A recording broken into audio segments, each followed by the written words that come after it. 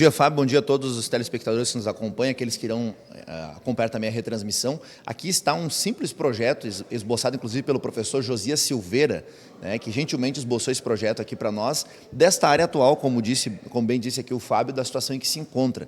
Lá no Parque das Rosas, macro-região Desvio Risso, uma área com 70 mil pessoas, específico no Risso, quase 20 mil pessoas que estão ali e podem usufruir desse espaço. Nós estivemos já conversando com a presidente do bairro, conversando com o secretário de Esporte e Lazer, e eu, na condição de presidente da comissão aqui de Cultura, Esporte e Lazer da Casa, também me preocupo, tenho conversado com os outros membros, para que nós sejamos efetivos, Fábio, nessa abordagem, nas revitalizações e também sempre enfatizando a importância da comunidade adotar isso, né?